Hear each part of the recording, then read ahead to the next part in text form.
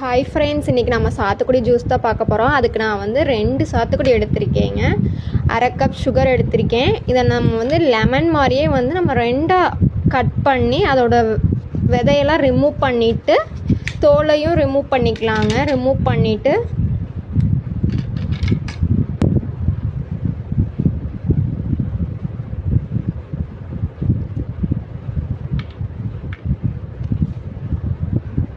நம்ம சாத்துக்குடி வந்து அடிக்கடி உணவில் சேர்த்திட்டு வந்தோம்னா நம்மளோட எலும்புகள் வந்து ரொம்ப ஸ்ட்ராங்காக இருக்குங்க. உடலில் இருக்க நச்செல்லாம் வந்துட்டு நச்சுக்கெல்லாம் வந்து வெளியேறுங்க. எதிர்ப்பு சக்தி அதிகரிக்குங்க. விதையெல்லாம் ரிமூவ் பண்ணிட்டோங்க. இனி வந்து தோலை ரிமூவ் பண்ணிக்கலாம். இந்த மாதிரி லைட்டாக அப்படி கட் பண்ணிட்டோம்னா நம்ம தோல் வந்து ஈஸியாக வந்து எடுத்துடலாங்க.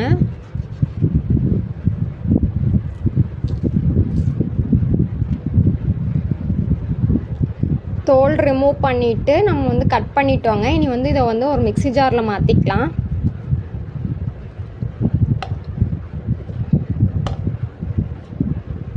சுகரும் ஆட் பண்ணிக்கலாங்க. இனி வந்து இதை அரைச்சிட்டு வந்துடலாம். உங்களுக்கு எந்த அளவுக்கு தண்ணி வேணுமோ ஆட் பண்ணி ஃபில்ட்ரு பண்ணிக்கலாங்க.